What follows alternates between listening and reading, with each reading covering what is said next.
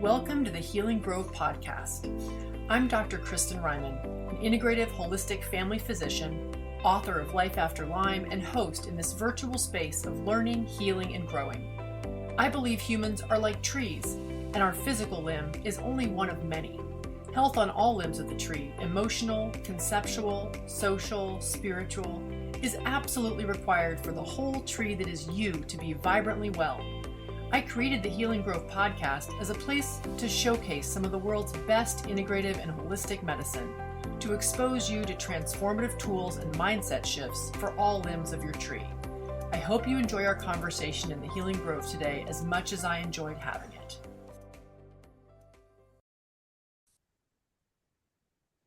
Hey everyone, welcome back to the Healing Grove podcast. I am so excited for today's interview. I've been waiting for this for count them 3-4 months ever since I learned about you, Sally. You've been on my mind, and I've been so happy that you said yes to this. So everyone, this is Sally K. Norton, MPH. She holds a nutrition degree from Cornell University, a master's degree in public health as well. Her path to becoming a leading expert on dietary oxalate includes a prior career working at major medical schools in medical education, as well as in public health research.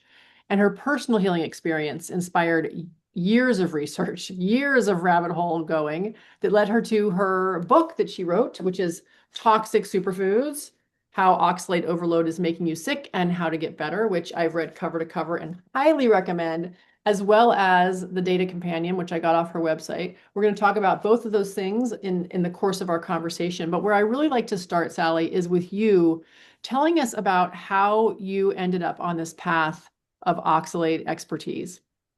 Yeah, trying to dig my way out of a complete health crash. It's just like on the sofa, unable to move, unable to read the mail, had to quit my job as a researcher at the university. Didn't recover well from a hysterectomy, and I was completely disabled. So my doctor's like, "Oh, your numbers look fine and you look great. Like you're gorgeous. You're not fat or anything. Your numbers are beautiful." So his answer is send them these kind of complex mystery people to the sleep lab, which isn't a bad idea. I'm like, I'm okay with sleep. I think I'm tired all the time. And the sleep lab study showed that my brain was waking up 29 times an hour. Yeah. Wow. Okay, so you get 2 minutes of sleep, 2.5 here and there. No wonder I was losing my ability to even, comprehend the mail. And so I went on a 3-year journey, how to sleep, and that research suggests that you get endotoxemia from dysbiosis. And I had all this bloating and belching, so I thought for sure I had SIBO and made somebody treat me, even though the methane test showed that's not what I had, which it wasn't. But I didn't have any other answers. We have just limited pretend answers for things. So in this journey, I like ran into like the last possible diet you can think of, and that is eating kiwis to deal with your constipation so you could deal with your dysbiosis, so you could deal with your sleep problem. And by adding a kiwi or two every day for months, that came all this arthritis that I used to have badly when I was a vegan. And I got stiffer and stiffer in the same old yoga class that has the same script and is the same thing all the time. I'm aging at about 5 years a week. And and then my sleep is so bad, I'm laying in bed at night going, what the heck hit me? And I thought, the kiwi.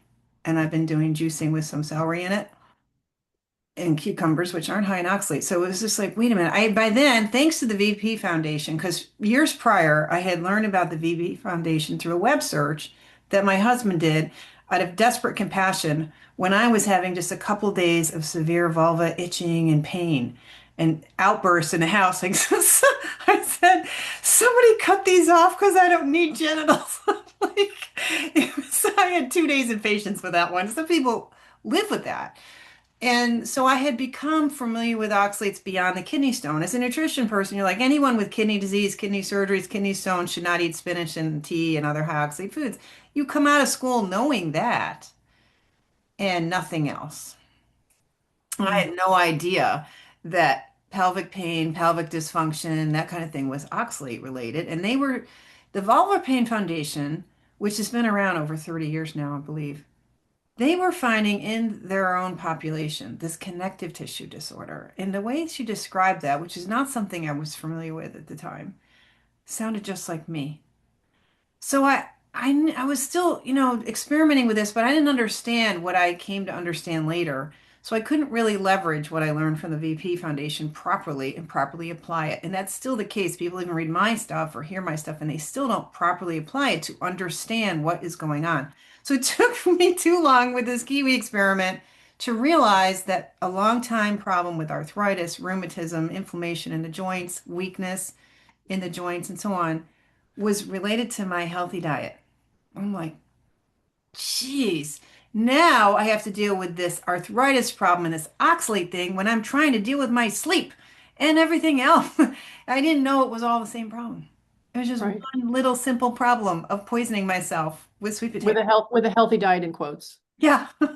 So before you go further, I want to go back 1 second to this connective tissue issue. You said you really felt like that was me. Are you willing to say more about what that felt like? Because I think a lot of people in my community do struggle with connective tissue issues. And, there's a whole, like, honestly, epidemic of Ehlers-Danlos syndrome. I wonder if you have Right. thoughts about what that might be. Yes, I do. Like the chondrocytes aren't too happy. The cells that maintain connective tissue aren't too happy. And what we end up with is fibrotic responses to inflammation and, pH problems, and just the whole ecosystem of your body starts to go awry.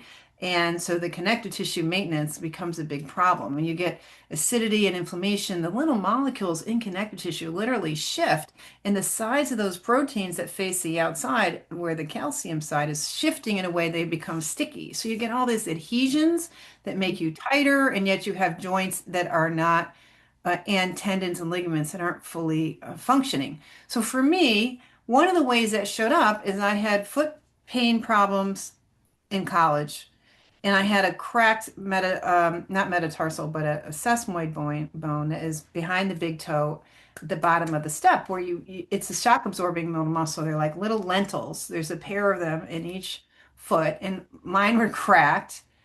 And when I went to the doctor finally, who was going to do surgery, because the doctor who was treating me just given me mountains of ibuprofen. That's what he did. 3,600 milligrams a day for years and years and years for Wow. cracked bone and pain in my feet.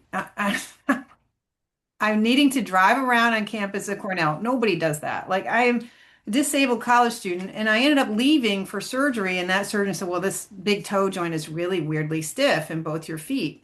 But I continue to have pain after the surgery. They opened up the joint in theory, took out the bones that were problematic on both sides. So I had bilateral sesamoidectomy, and I maintained a health problem with my feet for the next 30 years.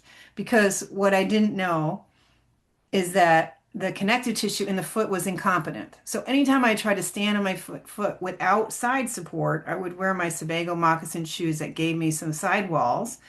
In bare feet, my feet hurt all the time. And that is because the ligaments and the connective tissue that create the shape of the arches and keep the bones in line were too weak to carry my weight forever until I changed to a low oxalate diet. Then, within 6 months of starting this diet, I'm in high heels, which has never happened. And so for 7 hours for a family wedding, and now I can run barefoot on the street.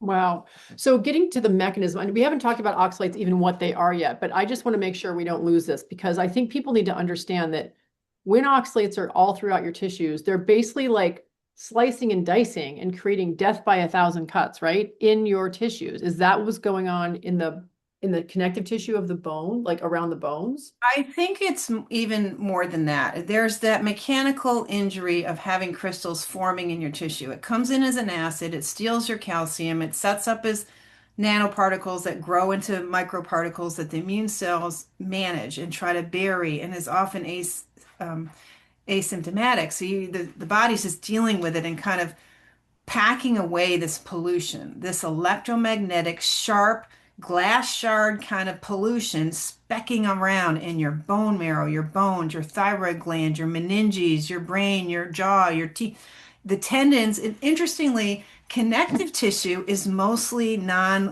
non-cellular. There's, compared to the amount of collagen and other things in that tissue, you have a relatively small number of cells, which makes connective tissue a sitting duck for nanoparticles of oxalate, right? That tissue has no living way to repel the oxalate crystals that are coming along and setting up shop. So that's why they often see like the periodontal ligament is the place in the mouth where the crystals are. That ligament is holding the tooth to the jaw, and that tissue has not enough cells to rebuff the oxalate so it can set there. So you're going to see crystals collect of some form in connective tissue, and yet medicine is completely not documenting this.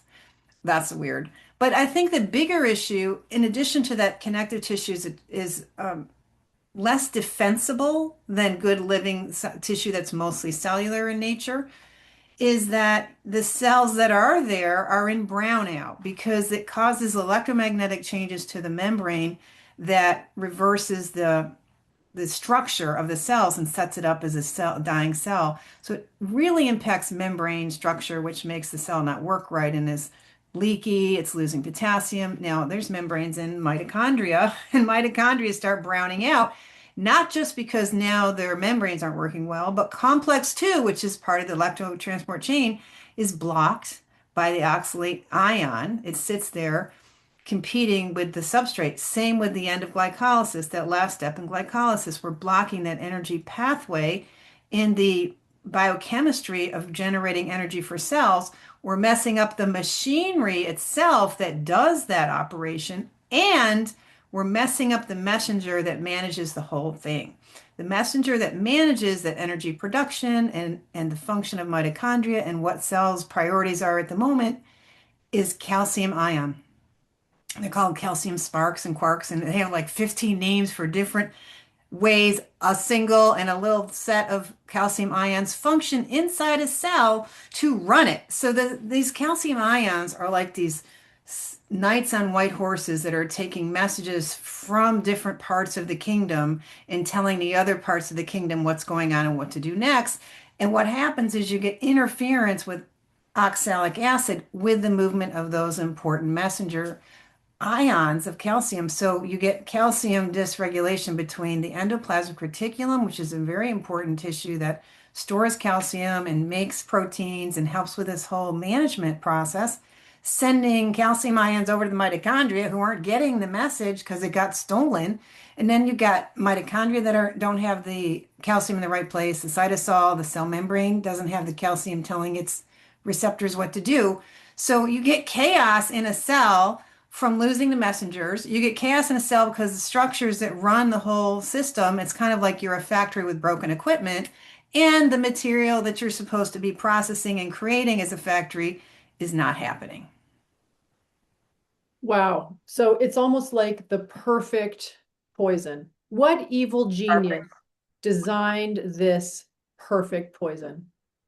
It's evil genius. There's no question because it's sneaky. All this is stealthily going on in the most toxic possible things you could do.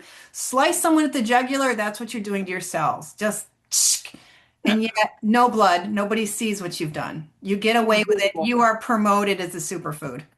Invisible. So let's talk about these quote superfoods, the ones that I am at also fault for having promoted for years and years, not knowing the harm and the evil genius nature of some of these foods. Can you tell us who are the highest sort of like oxalate content superfoods that we really should never eat again? Chard, beet greens, spinach, almonds. Those are the worst ones, and almond milk. And juiced versions of them and their friends that are also high in oxalate. Whole bran and grains and like whole root turmeric by the quart. Like, are you going to Costco and buying whole root turmeric in like gallon jugs? Stop doing that. I did it once. I did before I knew better. So Yeah, I'm at fault for innocent eating all of this. mistake. We're all being miseducated, and that's what's so frustrating. Those of us who come from the academy and are in the profession of healthcare and health prevention and health promotion are being miseducated and aren't even open to it. When I go back to my colleagues in public health and wanted to say to them in the prevention specialty in the nutrition department where I went to school, and they knew me professionally because I worked there after grad school, I'm like, I really want to talk to people about this recommendation to eat dark leafy greens as often as possible as a health promotion strategy coming from our public health messaging. We need to look at the science that has been showing since 1930 that spinach and chard are actually really bad for us, especially children and so on, and that we're not looking carefully at the extra renal, as we say in the shop, of thinking sciencey talk. Like the rest of the body that's not the kidney cares about this toxin, but public health professionals do not. Well, I mean, and medicine's no different. We didn't learn much about oxalate. We learned two things. I'll say we learned two things. We learned that if you have kidney stones, there's an 80% chance that the kidney stone is made from calcium oxalate, right? Which likely came from your diet. And so low oxalate diet. The other thing we learned is that gout, 50% of gout is uric acid, and we call that gout. The other 50% is not uric acid crystals. We call that pseudo gout, as if it's like we're gaslighting the gout now. But we're not actually saying that actually what that crystal is, that's oxalate too. So it's like, and then what I learned from you is that only 0.05% of all oxalate in the body is in a kidney stone that you might have. The other 99.95% is in all the other tissues of your body. Am I getting that right? So we don't have the science to say that one way or the other. What we do know is that based on rat studies, that at least 4% of what's getting into the body is getting hung up everywhere else, every meal. And there's this whole trigger process and maintenance process that we're eating enough of this because we like potatoes and peanuts and peanut butter and peanut candies and we like chocolate.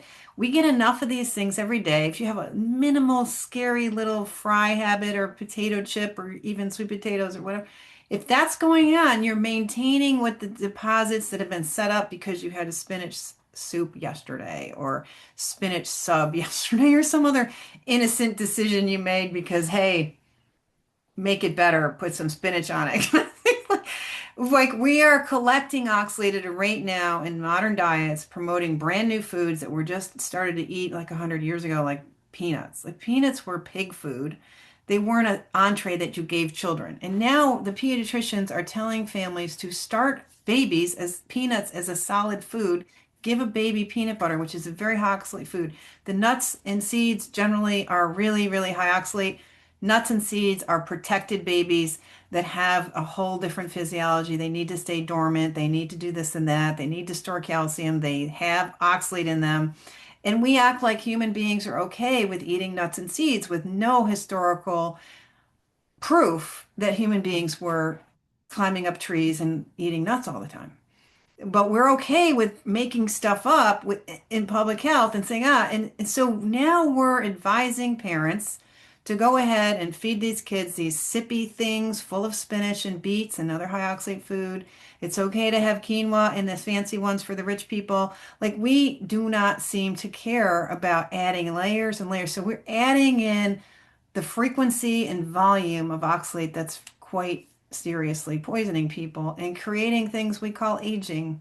Anything you associate with aging can be oxalate poisoning. Okay, wow. My head exploded just with that. We're going to come back to that. And I want to get to like what is a safe amount of oxalate. But first, I just want to, can you just help me understand how we got so off track with this? Because there were papers in the 30s and 40s about oxalate poisoning, right? There were like, it was much better known. They used to call pseudo gout oxalate gout. So what happened? Like, did big spinach get involved with this? Like, as my kids would say, was it big soap today? Like how did this get so off track? Oh my gosh, there are so many points to this star of disaster star of like aspects of this. One of them is you would be surprised that actually spinach seeds are a commodity. If you get in the weird dark part of the web, you'll see that spinach seed selling and buying and trading is actually commodity trading. We grow so much spinach and sweet potatoes that it gets to the level where people are literally making money off of it. And then when you set up a whole factory that does that special packaging that makes things last longer and do all like you're in bed with this whole system. Once you've got a thread of income, you're going to keep it going. So there's a lot of economic. In fact, the entire justification for the railroads was we got to bring back that produce from California and Florida. We're bringing up oranges to New York City on trains, and we're going to go all the way to California and bring lettuce in and all that to the big cities on the East Coast. We're using produce to justify robber barons making a fortune on the building of the railroad system. It's always been leveraging, and all of agriculture in this country is really about leveraging the economy. The whole bringing the peanuts into the diet was about bringing back the Southern economy after the Civil War. Mm. We had the whole like cotton disease, this like infestation of an insect in the cotton world. And the cotton was the other crop besides tobacco, cotton, and peanuts. There wasn't that much economic heft in the South. So by turning peanuts into a food and calling it peanut butter, we would give back an economic channel for the South to recover from the devastation of the Civil War. So an Wow. awful lot of what we do in nutrition is coming from economic and a cultural perspective. The people who started the field of nutrition and the dietetics, they were all moralists trying to make people better and believe that meat eating was had a carnal effect on people that made them more likely to sleep around or beat their wife or drink too much. You want to like castrate people and tell them to eat less meat. And that was the message that came from the kind of social reformers. And some of that came along with the whole extending democracy to the slaves in this abolition movement. There was the same preaching in the same circles that were trying to change society for the better, who founded the Vegetarian Society in 1850. So that's all like Harvey Kellogg and these other characters were frank vegetarians, and they're the ones that kicked off the whole field of nutrition when it came time for doing public policy and that kind of thing. So there's a Wow. lot of moralism back there. And there was a real interest in oxalate in the 18 teens because people were dying from accidental poisoning. And by 1842, I think it was, is when we had the official diagnosis. And that lasted about 100 years until we started saying we could just figure out all health care by measuring what's in your blood. Once we got that technology where we could do blood testing in the 40s and so on, we could drop paying attention to people and we could drop, and you don't see oxalate in the blood. The body's smart enough to not leave oxalate hanging around the blood, and it's very tough to measure in a biological milieu of either a plant or the blood. It's just really tricky. So getting an accurate test of oxalate in the blood is only, we've only been doing that for like 30 years, if that. And in foods since the 80s. So back in the 1840s and 50s, they knew rhubarb was really high and didn't know that the potatoes and the tea that they're eating, so they couldn't really save themselves as well as we can now. Thanks to the Volvus Foundation, they're the one outfit who cares about oxalate in food. The public health and the governmental agencies don't seem to care. Wow. Well, thank you for that historical perspective. It's so fascinating and disturbing at the same time. I wonder if we could talk a little bit about just the breadth. I mean, you mentioned how these can really be anywhere in your body. And my understanding from what I've learned from you, and correct me if I'm wrong, is that our bodies can excrete a certain amount of this poison. Like it's not like we can't get rid of any oxalate. We have a limit though. It's lower than a smoothie with spinach in it, right? Yeah, By many factor of 3 or 4, right? So like an eighth. I think you can really safely say that people with healthy kidneys can quickly and manage an eighth of a spinach smoothie pretty well. and that's it for the day, for 24 Yeah, hours. pretty much. Is it different between kids and adults? Does it get worse over time because kidneys start to fail as you're older, or is it worse when you're a young child and you don't have as large kidneys? Like what's the kid factor? With most things, children have smaller equipment and higher metabolic rates and higher metabolic needs, so that their system is more stressed as they're growing and small, so they can't take an adult size of anything much. So it's not, I don't think there's really good comparison because oxalate has been so hard to study and it's been relegated to just kidney stone studies since the 50s. Like for 70 years, we have been pretending that oxalate is only about the kidneys, even though back in the 1840s, the world expert on kidneys and examining urine to understand the health picture of a person was very clear that your general health was in great peril if you had too much oxalate in the diet, your general health. Not And, just your kidneys. and he knew it because he had experienced it personally. He ended up with a kidney stone in his 30s.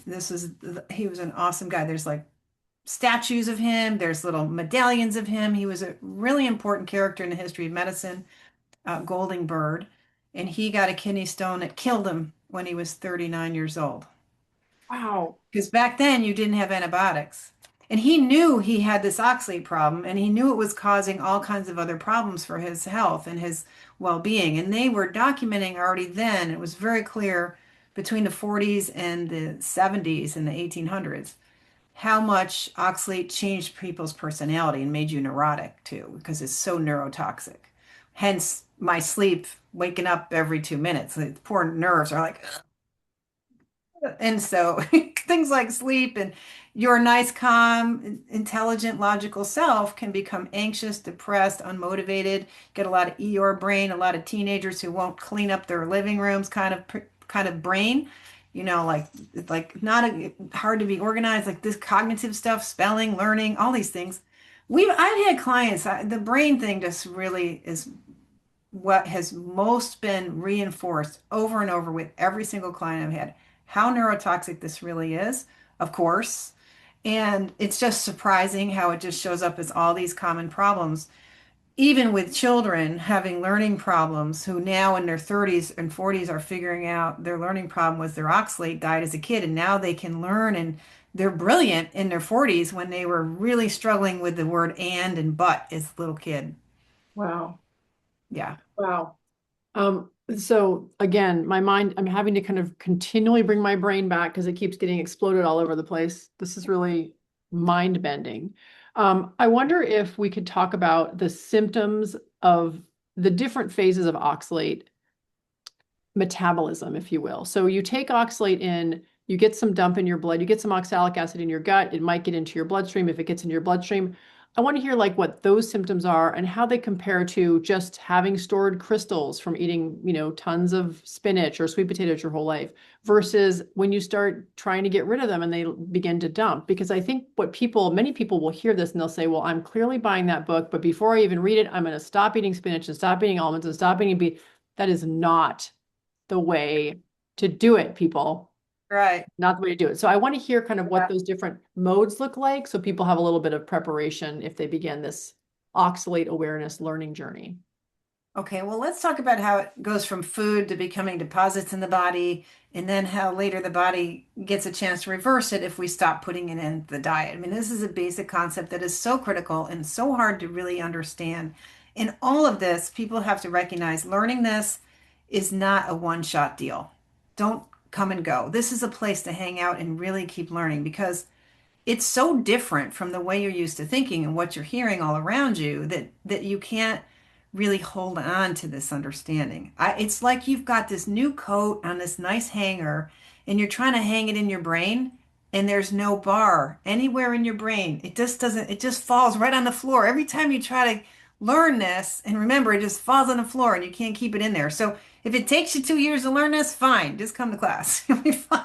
But I'm going to go over this now as a first time introduction, but don't pretend you get it. Okay. So, A, you're eating something that's natural and all good and wonderful and promoted, and it's got oxalic acid. That's a free ion because it's in a fluid, so it dissolves its little parts apart, and it's got this charge, either one or two negative charges on it, and it has crystals in it. So the kiwi is a great example of something that has the oxalic acid and the crystals. The kiwi has these Wraphides, which are shaped like toothpicks. They're double pointed spheres intended to puncture tissues. They are situated right around the black seed of the kiwi. They're like a fortress protecting that seed so that when you digest it, the seed itself and its little crystals will damage you, but you won't damage that seed. And that seed will come out fertilized on the other side and someday be a happy kiwi vine. And that's the plan for the kiwi. You are eating ground glass, which you do not absorb. But your mucous membranes, if the mucus isn't like super thick and super awesome, are going to be irritated. So you're eating sharp stuff in microscopic, invisible, tiny, uber tiny, sharp stuff, like eating sandpaper, which is not so great for the throat, the esophagus, the sphincters, and so on. And you've got this long track. Also, you're eating that oxalic acid. That stuff, tiny molecule, two carbons, a bunch of oxygens, which makes it a really good cleaner, by the way. All that oxidative power, all that charge, it just kind of like cleans brass, takes rust out of engines. It's really effective because It grabs heavy metals. It can take the iron and clean it right off your copper. It takes away oxidation. It's amazing what it does as a cleaner. Well, it's going to start cleaning your clock internally, and it starts absorbing into your bloodstream in your stomach right away. Especially if it's tea or juice or smoothie or almond milk. Those things are so watery. The more dilute it is, the more toxic it is because that dilute material goes in with water between the cells.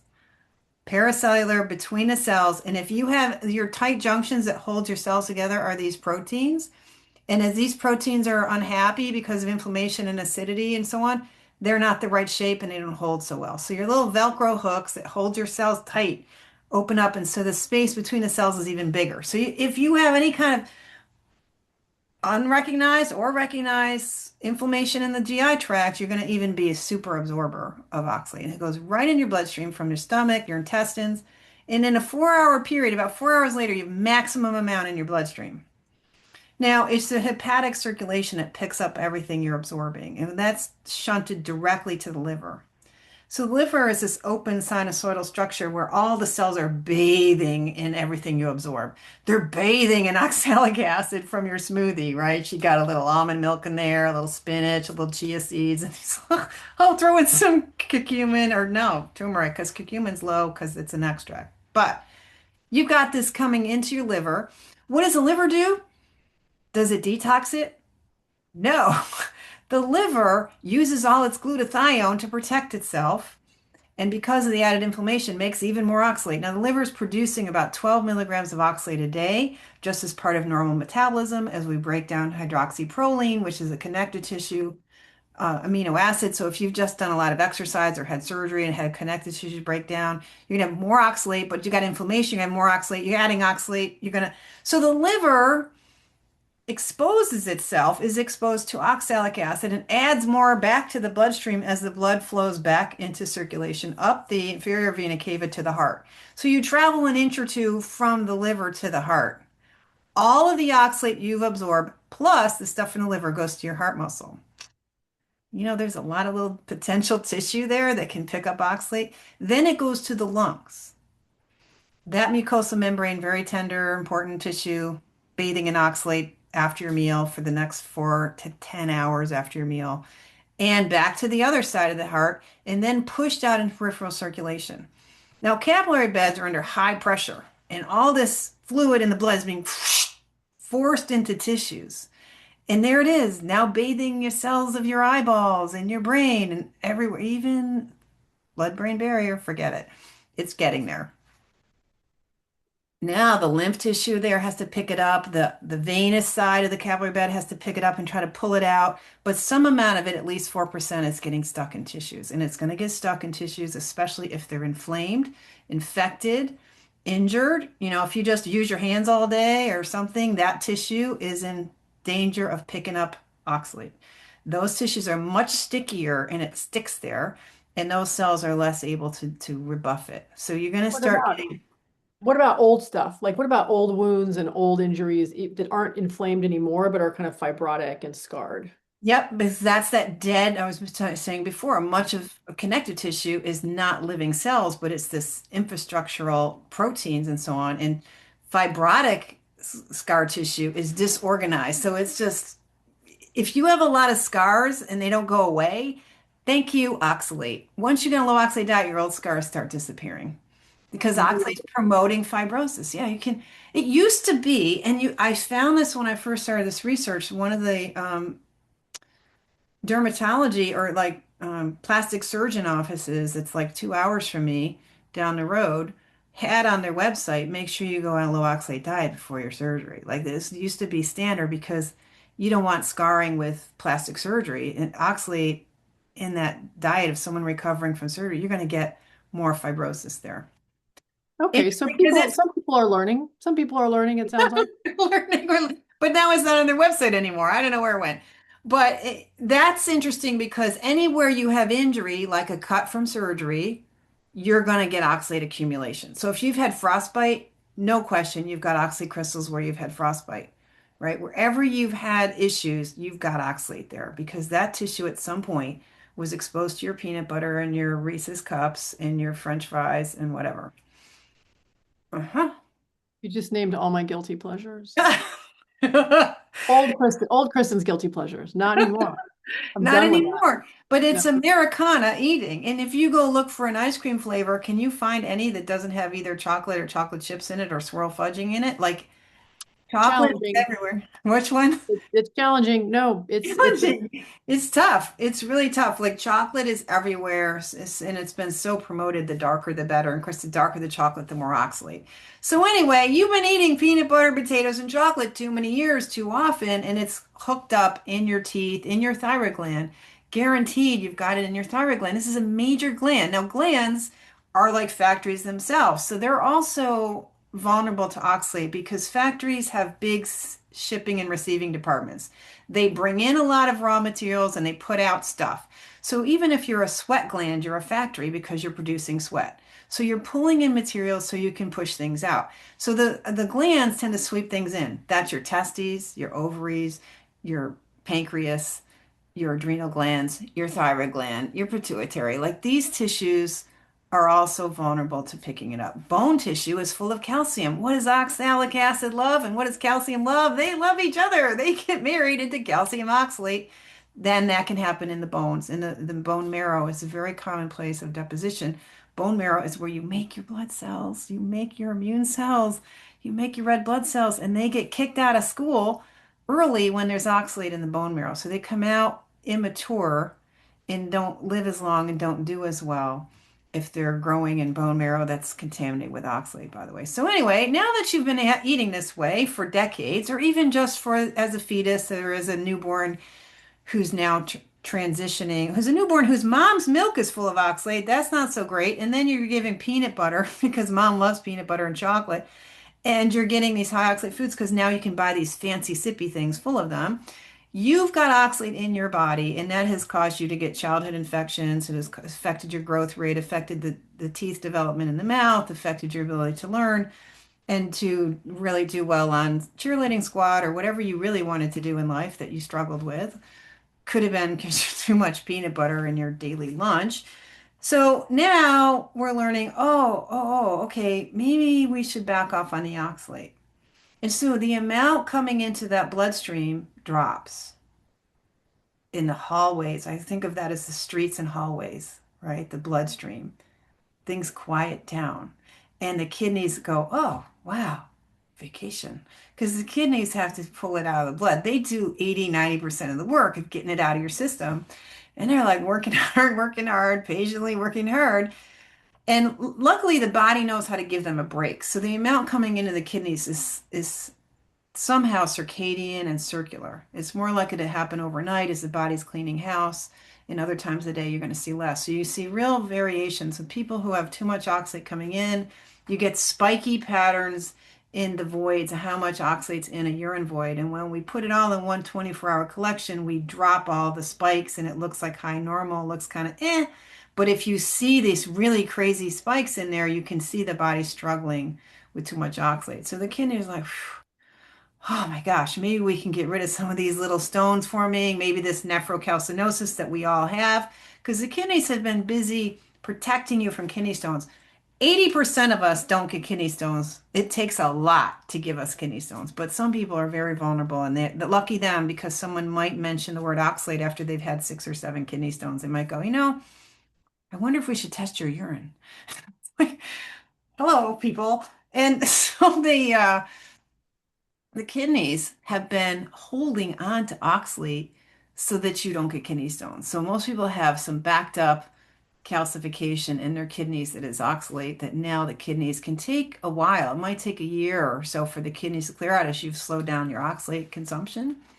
Um, if the body's really handling it well. But if you're already way, way overloaded, the whole body is going to be like, oh, thank goodness, the halls are cleared. I can get rid of this now. There's not a single bone marrow department that wants to keep it there, right? It's just doing you a favor. It's kind of stuck there, accidental and probably some of it deliberate survival mechanism to keep it out of the blood and to save the kidneys. Because if the kidneys aren't happy and the blood isn't happy, ain't nobody happy. Mhm. So everyone else has got to make good so the kidneys can survive. Because if you get too much oxalic acid in the bloodstream, you've got changes in your calcium levels in the blood. You're going to have asymptomatic or asymptomatic drops in blood calcium, which turns on the parathyroid glands to tell the bones, hey, drill some holes over there. Give me some more calcium. I need it bad. In the meantime, the heart's going boop, boop, boop, because the pacemaker does not handle that very well. And so if you start getting arrhythmias and stuff, you need some calcium, you need some potassium, you need to address that and not wait for 25 minutes for your immune system to go drill more holes in your bones to put the calcium back in there. Calcium is the number one rescue. It's the number one binder. That's how the body gets rid of oxalate. We use it to recover. But what's important is that you recognize before you even start this, it's like you basically have a potential screaming child of oxalate problems that you could wake up in a pretty ugly way. If the immune system suddenly goes, wow, time to attack oxalate deposits, and it starts lighting up areas, you're going to get rashes potentially, you're going to get headaches, you're going to get crazy stuff happening that could land you in the emergency room. So you want to, when I say kind of sneak out of the baby's room silently, backing up slowly, it's like don't wake the baby. Don't. It's almost like there's this whole electromagnetic lace holding this particulate pollution in place for your safety. And the minute part of it starts to rumble, it can turn on a systemic immune response that can get it going in more places than you can handle and just flood out your bloodstream. And it can be more toxic removing it than it was getting it in. Okay, so that's an important caveat for people like me who tend to jump off the cliff and go straight for the thing that they think they want to do. And I will say that I inadvertently did this several months ago, which is what got me to you, is I changed my oxalate intake. And I don't know if it was up or down, to be quite honest. I wasn't doing my daily chocolate spoon, off a spoon that I made out of the best organic raw cacao with organic cane sugar and organic A2 cream and all the things. I was doing that every day for probably 3 years and went to a retreat that actually I hosted, but had someone else cooking for. And I don't know if it was dropping back on my oxalate content or going up because she was making chia pudding every day that we ate. Ah, And something triggered me basically peeing shards of glass coming out of all orifices, is how I described it. For 3 weeks is what happened. And I'm pretty sure it was oxalate dumping because the more I learned, the more I was like, oh. And then I started taking a bunch of supplements to sort of support the oxalate process, drinking the lemon fizz that you recommend in your book, doing all the things to mitigate, and it all went away. And I've had a couple of interesting moments in the last 4 months on still on all of the things, because I'm assuming I know I've been a huge oxalate overconsumer forever, forever. I know I have crystal palaces throughout my body that are slowly, I'm trying to gently, slowly walk out back out of the room without waking the child and gently coax them out. I have felt great for the most part. All my joint pain is gone that I'd had for the 3 years that I was over consuming the chocolate every day. And I also had an injury here that started a year ago that I couldn't do my normal swim normally as well as I would for like a year until I stopped eating oxalates. But interestingly, this came back sitting in cold weather. So one of my questions for you is it possible that being cold can trigger some change in the mechanism of either breaking down oxalates too quickly or maybe inflaming the oxalates that are there? Because I've had twice now shoulder thing come back in the midst of a cold snap. that's fascinating observation, and I have not got a ready answer for you on this, but this is a hypothesis generating observation. This is what you call science. Like Yeah. you observe actual things in nature and you start to wonder about possible mechanisms and you see if you can repeat this observation, and then you look at all the various things we get to know and other ways to test what we know. This is what's missing in modern medicine. Curiosity about observed phenomenon reported by patients. Actual humans. Actual human. That used to be called the art of medicine. It's like, Yeah. well, I can tell you this, be careful about cold. Because there's probably a connection. Because anything that asks the body to respond in a defensive way and turn on its self-defenses can turn up healing metabolism that can find or turn on now a trained immune system that's going after these crystals that's also ends up being trained to go after areas so you can get chronic tendinosis in the shoulder neck. The neck, like having frozen shoulder is a common oxalate problem. I now have in year 12, I have for a year and a half, I've had chronic tendinosis in this bicep tendon that's been debilitating. And I know it's from oxalate, but here I am. A lot of it's gone, but what's left is a damaged immune system with connective tissue that has this trace of immune engagement. You create an autoimmune condition with oxalate crystals in your tissues.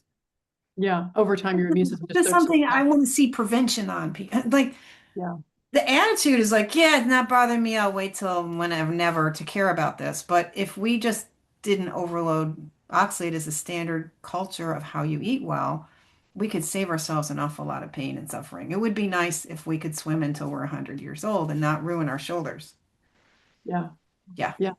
So is there, you say in your book to be consistent, right? To kind of get committed and be consistent about it so you don't have these ups and downs in your oxalate eating.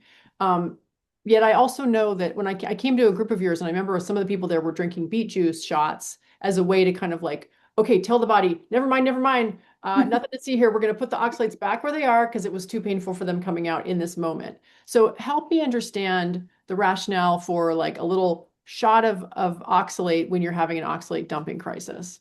You might even need to keep some all the time. Like in my book, I talk about phase one, bring it down to normal. Get out of the danger zone. I mean, there's a normal level that your kidneys can handle, and that isn't going to do as much like setting up shop, the sequestration process of the body having to hold on to it because it's so too much that you got to keep it out of the bloodstream and the kidneys just to survive it, which you're fine. You seem to be surviving it, but you're leaving these long-term problems. So now, in order to have some control over that, I go to so low that my whole body's like poisoning me, and that is very dangerous. You're going to create much more room for cancer to develop in the process of all these cytokine storms and other damage to the body, including this deranged immune system. So you really want it to come out drip, drip, drip as slowly as it went in. If it could come out as slowly and quietly as it went in, then you can carry on with your life. So it's not, the goal is not to just get rid of all the crystals as fast as possible. Most people with a Western mindset think that's the goal. It is not.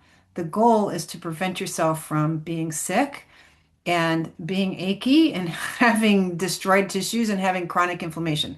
Inflammation out of control is what creates fibrosis and death. Like the thing that kills people who have any kind of serious disease or infection is the immune system itself. The Right. cytokines are can be so toxic, and you get all this misbehavior. That's how you get calcifications of the body, is the cytokines cause this change in the reading of the genome, and the cell starts going into this mesenchymal transition, and you start to create cancer cells from the immune activity. And you create bone cells out of normal cells. So that the recipe book, which is your DNA, instead of reading the cell recipe for how to be a nice, normal, regular breast cell or skin cell or something, you're now reading the recipe for a bone cell, and you're creating bony calcifications in tissues. That's how you get calcification anywhere. It's because cells are misbehaving because they got wrecked by some kind of injury and inflammation. So if you let this inflammation caused by this particulate pollution go on too strong and too hard, there's lots of potential repercussions besides ruining your day. Like it could really end you in the hospital. It could get that serious because literally this is something you can murder somebody with. If you give them enough oxalic acid, they will die in an acute way. You're just doing it in this kind of non-acute drip, drip, drip every day. So keeping some oxalate in the diet will keep a little traffic in the hallways. So there's not as much room for the teeth and everybody else to start filling up the hallways with the internalized oxalate. So it's a way of having kind of a clutch and accelerator control, where you kind of control how much is coming out somewhat by keeping oxalate in the diet as a little baseline at dinner time, keeping 50 or 100 milligrams at dinner time, which is probably a tenth of what you used to eat. It's a whole different thing. Dose is very different in this kind of way. And then if you are having a dumping episode, some couple strong shots of tea or beet juice or some plantain chips or something that's manageable and easy to have around the house, you can use that as a medication. So the first choice when you feel bad, lemon juice and some calcium. And then later, if you're trying to get this clearing, that's once you've established that's what's going on, eating some more oxalates can help tell the body, yep, can't do that right now. Are there, or I mean, for you or any of the people you've worked with, is there like a classic early warning sign that you're about to start dumping, or do you just go straight into feeling terrible? I ask this of all my clients, like, please help me help you watch what's going on enough so you can see it coming. And the only thing that's usually true is that you had a really good day the day before. Hmm. You had such a great day because you had no inflammation. You were top of the world. Your to-do list was slain, and you are like feeling great. Watch out because you just had a resting immune system that has just taken a nap. And now it's ready to go to war against. When you had a really great day, maybe you should end it with a cup of tea and a tiny nip of chocolate. Okay. All right. Good to know. I did not really expect that, but worth Yes, it a see, we're try. not like imposing our own logic. We are observing what's happening in real life, and that's a way more powerful place to be. Right. Well, speaking of observing real life and actual people, I'm really an inflammation and cytokine storms. I'm super curious to know if you saw a difference in behavior of oxalates since the pandemic, since we've had spike proteins and COVID and SARS viruses kind of it also as a toxicant in our bodies. I wish I had a data set, like thousands and thousands of people that we could look at that because the symptoms of oxalate poisoning look just like long COVID. So people who are having long COVID, is that because they're also having too much oxalate in their diet? And could they have shaken COVID much more regularly if they hadn't been chowing down on oxalate foods, thinking that's going to help them get better? Because the authorities told us to dose heavily with vitamin C and eat natural vegetables.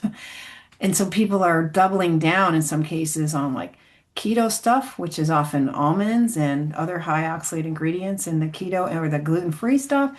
And then you're adding in the vitamin C, which turns to oxalate in the body.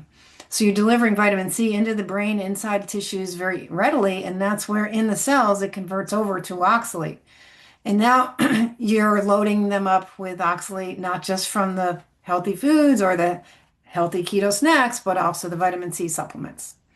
So I think the public health advice now, the confidence people have in, oh, take more vitamin C is a major error.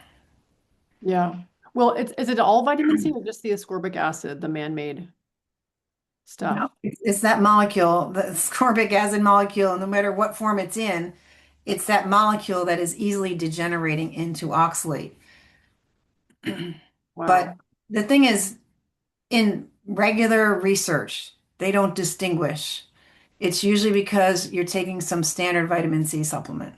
And the standard population is getting it in fortified foods, fortified sports drinks, and in their, immune supplement. There's supplements. Yeah. Wow. What about, we talked about different things that oxalates can kind of make worse. Can oxalate, I've just been thinking about crystals a lot. I mean, when I was really feeling like I was dumping, I felt like I had crystals coming out of my eyes. I felt like I was a Disney princess, like crying shards of gemstones, coming out. As I think about gemstones and think about my palaces that I've created over the years, I wonder about electromagnetic frequency and sensitivity. Oh, Have yeah, you seen a connection between people's oxalate burden and their sensitivity to EMFs? absolutely. This is electromagnetic charged crystal. It has positive faces. It's definitely radio interference, and it is making us much more sensitive to electromagnetics. Before I knew what I was doing in my vegetarian and then my sweet potato days, I could not be around the high power lines, and it's still important for a lot of us to remain conscious of that, not have wires going behind your bed. Check with a meter about how much pollution's coming off your computer because you just need to rearrange your cords a little bit or unplug your laptop when you're using it and little fixes you can do to help yourself. But definitely it seems to correlate. You know, you've got this electromagnetic pollution and you're electromagnetically sensitive, which we all are because we're all electromagnetic beings. We're electric. That's what life is. There's a charge on each side of a membrane. You got to have that working. That's the battery that runs the energy that keeps everything spinning. So it's just you're going to be just have such a burden on your cellular health, your mitochondrial health, you are, I think the biggest problem with this is that you're guaranteed to be deficient in calcium, potassium, and other minerals. Those are the electrolytes. And so you don't have enough electrolytes and you've got electromagnetic pollution. I don't know. I'm not a physicist, but I wish we had that kind of folks on board looking at oxalate poisoning. But first, we have to have the mainstream research world admit that we have oxalate burdens in our tissues. It's hard to measure that, and they haven't bothered. Yeah. Well, you mentioned the urinary test. Is that something that you use or that you recommend people? Is there any test people can look at with sort of reliability? No. So the oats test, the oxalic acid 24-hour urine, not What it helpful because of does the spikes. will give you a positive answer, but it won't give you a guaranteed negative Mm. because it's so cyclical. You really need 9 urine tests to be able to guess the average amount of oxalate that you're able to excrete. The other reason is that your ability to excrete oxalate is a sign of strong kidney health, right? If you stop being able to excrete it, your kidneys are going down and it's all sticking there in the kidneys as nephrocalcinosis and calcium buildups and stones. So you're not going to see any oxalate in the urine. You're going to look perfectly fine on the urine test. Yeah.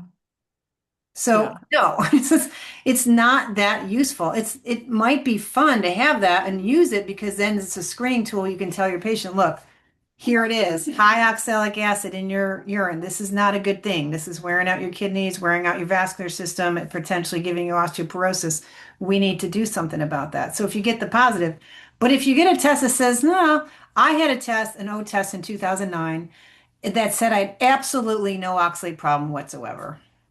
None. Meaning it was a low level or normal All of level of it. oxalate. All the markers, all 3 markers that would indicate one way or another that there's something going on with me and oxalate was absolutely zilch. I was fine. Mm. But I'm seriously not fine. Yes. Well, So there's the one more. crystals in the eyes, I mean, this Disney princess eyeballs, that's cerebral spinal fluid clearing out oxalates, right? What is the fluid that's coming from the brain? All the glands of the eyes are picking up the junk in the brain. So when people have a lot of discharge from the eyes, you can bet they've got mood issues or other kind of brain related stuff going on because it's coming through the nervous system. Wow. So let's say I've been eating oxalates every day of my life for 55 years. And I'm on a low oxalate diet. How does one know they're finished? Like, how long does this process take? And when do you know that you're done? I don't think you get to know if you're done. I don't know if there is a done. Um, but my personal experience with myself and my clients is that there's a 3 years that are pretty tough. Then there's 3 years or 2.5 years, 2.5 to 3 years. There's potentially a 3 year period where you get into some deep, really tough stuff where you're really pulling it out of maybe the brain. And now you're getting some really sudden crashes where you've been great for 6 months. You think you're done, you got it made. And then you get a really hard clearing episode that nails you for a few weeks of like, what just hit me? My whole life just stopped. I'm depressed. I'm this and that. So we get that in the middle 3 years. And then you have another 3 years that's pretty easy. And you kind of know what's going on. You can just live your life, but you can feel your oxalate days. You can tell, oh, I was like achy and grumpy for 2 days. And then I saw some more cloudy urine. I haven't seen cloudy urine in 6 months. And that's like, okay, well, that's what that was. And it's like, something you live with, like kind of a iffy roommate, and it's okay. And then I don't know what comes out after year 12. Right now, I really believe that there's epigenetic changes that has happened long ago that are continued to be made worsened by the clearing process itself. So the recovery process can leave you with more tendonitis. Like I'm still struggling with this shoulder thing. I've tried all kinds of therapies. I think I'm starting to turn a corner now. And I just think it's a period of time. Like whether I do the therapies or not, maybe it's just going to take 2 years of tendonitis and then it'll finally be okay. But ultimately, we will be looking at this population in the future and how much we can use stem cells, peptides, other kinds of therapies to try to get the things back to a little more normal, where the epigenetics is working better, where we have better stem cells, we have less of this kind of immune system derangement pattern that has got imprinted by a life of Crystal Palace. Mhm. Well, I can imagine people listening to this who don't have any symptoms, although I'm not Yeah. sure why they're listening to my podcast if they have no symptoms. But okay, we'll imagine that they're there and Welcome. they welcome. Good for you. Maybe just leave now. No, just kidding. So they're Maybe looking at this. maybe we can keep you that way. Maybe, yeah. So they might be asking, well, why? That sounds awful. Year, 3 through 6 sounds like it's gonna suck, and maybe 12 and on, and maybe my whole lifetime. Why would I go down that path if I'm asymptomatic and I don't identify anything that's going on with me with crystal palaces of oxalates? What would be your answer to that? Well, you can gamble that you're gonna be awesome when you're 50, 60, 70, 80, but chances are all of a sudden this crystal palace thing will break because it is asymptomatic, just like cancer and any other disease. You can have hypertension for 2 years and not know it. If you don't take your blood pressure, you don't know. We just don't have a blood pressure cuff to test this. But we know the exposure is there. And if you are prone to brittle bones, arthritis, loss of sight and hearing, having trouble with night vision, having tooth pain, losing tooth, having dental caries, having tartar on the teeth, those things can be from the oxalate. If you really want to be free of basic poison that you eat every day, it's so cool because it's 100% in your court. You can do this. This is not something you don't need the authorities to put carburetors on the tailpipes for your well-being in this case, because it's you. You're the carburetor deciding what things to order in the restaurant, what things to buy, what things to prepare for your family, what to snack on. And you can just learn, well, you're better off with these kind of vegetables and a little more animal products, which are protecting you. Hopefully, you can eat dairy. You're not allergic to that. That'd be a lovely gift to have, to be able to have a nice, diverse diet. This is not about taking anything away from anybody. It's about letting people have information that they've been denied. Yeah. Go ahead and live your life. I don't feel any need to convince you unless you're a parent ruining a child that you love. Mm. Yeah. There's a crystal shard in the heart. Yeah. It's true, but yeah, it's hard to I hear. have a lot of grandmothers who are watching their kids overdo the raspberries and the healthy snacks with the children, and they feel they cannot say anything because they don't want any family rifts. These days, it's very easy to get into some weird toxic dynamics in families. So that we're those of us who are suffering at this ripe old age, I'm almost 62 years old enough to see what's happening with the young people. And these days, being old is not a street cred. You don't get credit for your life experience and knowledge with the younger parents. Yeah. Well, maybe this will change that. Maybe this conversation. Maybe enough people who are wise and older than 30 who have information that's hard won and lived experiences that others really could benefit from will start to move the needle.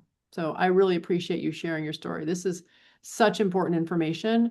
In fact, my last question for you came from my husband as I was walking upstairs to get on this call with you. I was like, hey, do you have any questions for Sally K. Norton? I'm getting on the phone with her. He's like, yeah, ask her if there's any downside or health risk to becoming overly obsessed with oxalates. Well, it's a lovely filter for your friends. Like if they can't get you, then they weren't really your friend anyway. It is possible to get, diarrhea mouth and talk too much about oxalate because it is so exciting to discover something that can help people. The natural helper in us is happy to pass this on. And this is so cool that you can help people so easily, inexpensively. This is cheap. Like just switch a few foods around, take a little calcium, juice a lemon every day. We're giving you a free gift. We're excited. We're really upset that our education didn't do this for us. So please be patient with us, especially for women. Women love their men to just let us vent. Just let us vent and just clap on the side and go, way to go, girl, and just leave us. Let us do that.